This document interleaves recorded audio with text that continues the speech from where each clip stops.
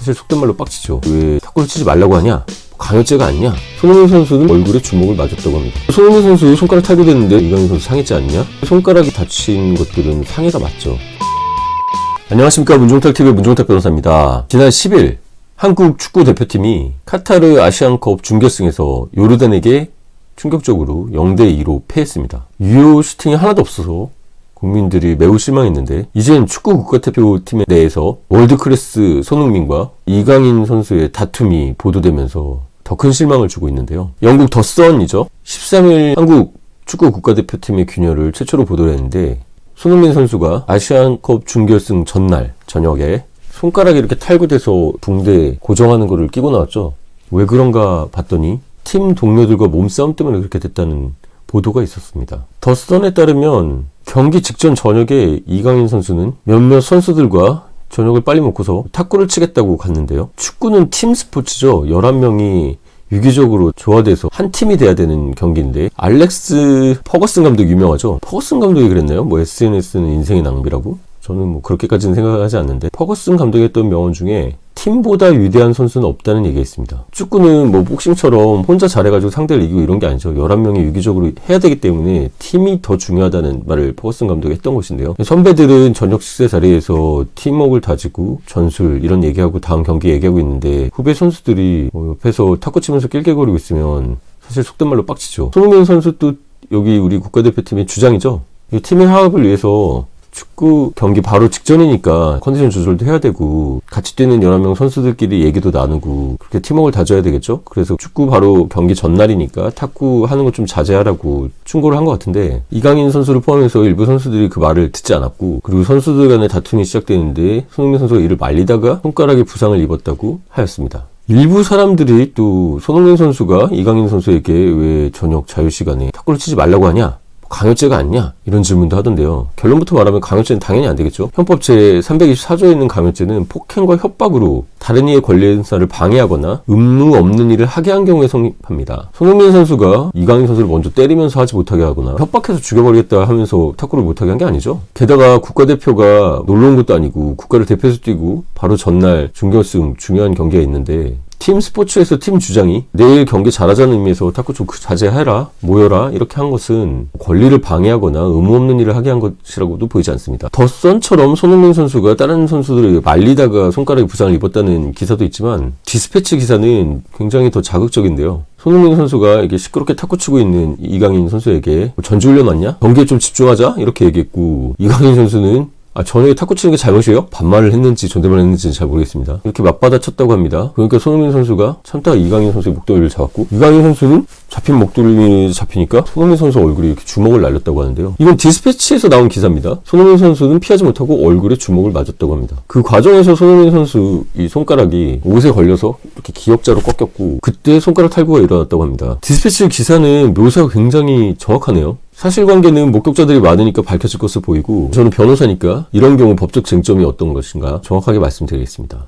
이런 손흥민 선수와 이강인 선수의 다툼은 법적으로 처벌이 되는지, 손흥민 선수 손가락을 이렇게 다쳤는데 그럼 상해죄가 아닌지 궁금하신 내용에 대해서 답변 드리도록 하겠습니다. 먼저 손흥민 선수 손가락 탈구됐는데 손흥민 선수 팬들 난리 났죠. 이강인 선수 상해죄 아니냐? 결과적으로 손흥민 선수의 손가락에 이렇게 다친 것들은 상해가 맞죠. 다쳐가지고 신체의 완결성을 해하고 기능이 훼손이 되면 상해가 됩니다. 하지만 그 부상을 이강인 선수가 낸 것은 아니라고 보입니다. 디스패치를 포함해서 대부분의 기사들은 손흥민 선수가 다른 선수의 싸움을 말리는 과정에서 그랬던 것이고, 디스패치 기사도 옷에 껴서 그랬다는 것이 이강인 선수가 손가락을 이렇게 꺾거나 이런 건 아니죠. 이강인 선수가 직접 손가락을 꺼놨다면 당연히 상해죄죠. 하지만 이강인 선수가 얼굴에 주먹을 날렸을지언정 손가락을 꺾거나 이러지는 않았기 때문에 이강인 선수의 폭행으로 직접적으로 발생한 상해는 아니라고 보이고, 상해죄의 성립은 어려울 것으로 보입니다. 그럼 어떤 제명이 적용될까요? 순전히 디스패치 기사에 따르면 손흥민 선수가 이강인 선수 목덜미를 잡은 것도 폭행에 해당하고, 이강인 선수가 손흥민 선수 얼굴에 주먹을 날린 건 당연히 폭행이죠. 얼굴에 맞았더라도 당연히 폭행인데, 안 맞았더라도 폭행입니다. 저희는 법조문을 보여드리죠. 법조문 보이십니까? 헌법 제260조 제1항 폭행.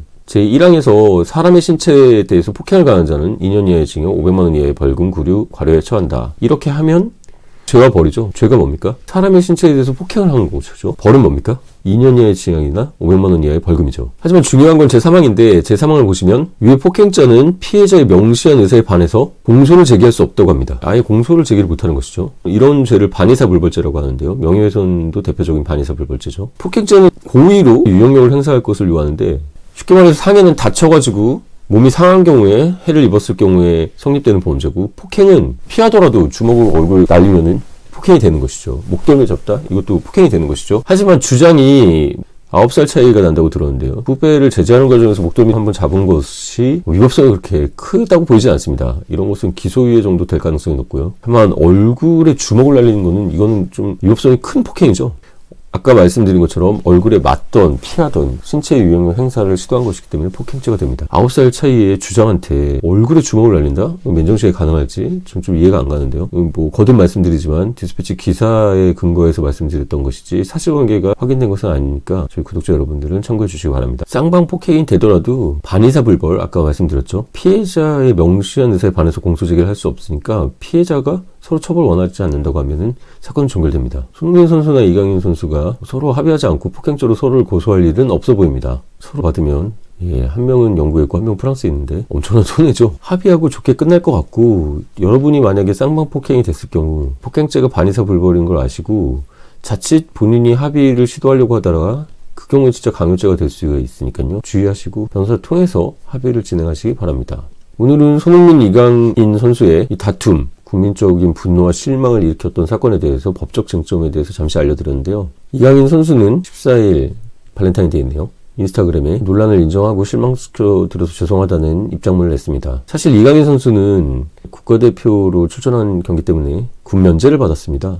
이번 아시아컵 때에도 국가대표로 출전을 했다고 하지만 무승한다고 한들 큰 실제적 이익은 없었을 것입니다. 아무리 그래도 주장이 경기 직전 전날 저녁에 팀원들끼리 모이라고 하고 축구하러 온 거죠. 탁구하러 온 게 아니잖아요. 탁구하는 거에 대해서 주장으로서 제재를 했는데 항명을 하는 것은 별로 바람직하지도 않고 좋아 보이지도 않습니다. 이 상황에서 도대체 크린스만 감독은 뭘 하고 있었을까요? 감독은 독일에서 유명한 축구 선수였지만 감독으로서는 좀 많이 무능해 보입니다. 손흥민 선수 프리미어리그죠. 제 동생 파리에 있다고 말씀드렸는데 이강인 선수도 파리에서 뛰고 있죠. 이런 유럽 리그에서도 주장 캡틴이라고 하는데 캡틴한테 이런 식으로 항명하는 일은 거의 힘들죠. 우리 경우에는 선후배 이 문화가 굉장히 수직적이고 강하기 때문에 일부 고참 선배들은 이강인의 이런 행동에 대해서 도저히 용납이 안 되기 때문에 크린스만에게 요르단전에서 이강인을 제외해달라고 했답니다.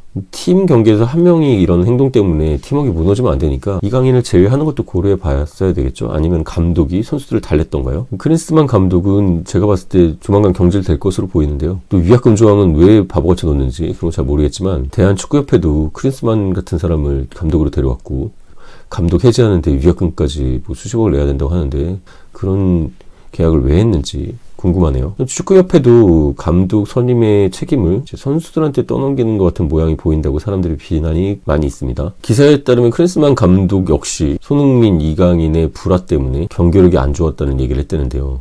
남 얘기하듯이 하네요. 팀 경기에서 감독이 가장 신경 써야 될 것이 팀 내 단합이죠. 크린스만 감독은 선수들이 이강인 제외를 요청했을 때 사태 파악을 하고 심각성을 파악해서 이강인을 사과시키던가 아니면은 선수들을 달래고 나갔어야 됐는데 그냥 내보내고 또 관람객처럼 보고 있었죠.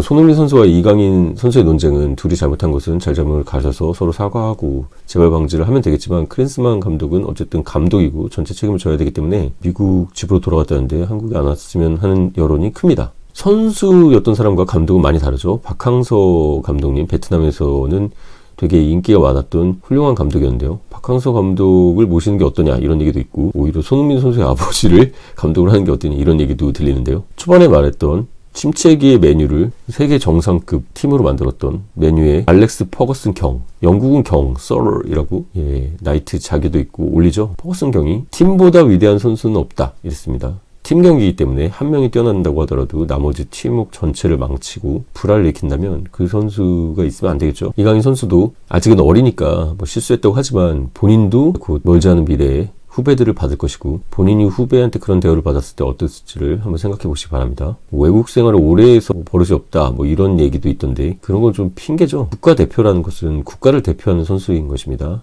행실도 바르게 해야겠죠. 전 국민이 새벽에 응원했던 거 잊지 마시고 그 책임감, 그리고 남들 다 하는 병역 의무를 국가대표란 이유로 군 면제까지 받았죠. 그랬다면 감사함과 책임감을 갖기를 바라고, 그런 게 없다면 국가대표를 그만두는 게 맞아 보입니다. 어쨌든 팀 결속을 위해서 프리미어리그인데도 불구하고 아시안컵에 와가지고 손가락 탈구까지 당한 손흥민 선수, 짠하네요. 네, 한국 축구 팬으로서 예전에 조기축구도 제가 들었었는데 이번 아시안컵 대회 결과도 그렇고 과정도 그렇고 너무 아쉽고 안타깝습니다. 부디 새로운 감독 모셔서 대한민국 축구도 좀 더 발전했으면 좋겠고, 월드클래스 손흥민, 이강인 선수도 이 계기로 좀 더 나은 분들, 나은 팀워크가 생겼으면 좋겠습니다. 궁금한 점은 댓글 남겨주시면 상담드리겠고, 혹시 쌍방폭행, 상해, 강요 이런 사적 법률 상담이나 본인이 고소를 당했다 이런 일 있으시면 위에 번호로 연락 주시기 바랍니다. 지금까지 문종탁TV의 문종탁 변호사였습니다. 구독과 좋아요, 알람 설정은 저에게 큰 힘이 됩니다. 구독과 좋아요 부탁드리겠습니다. 감사합니다.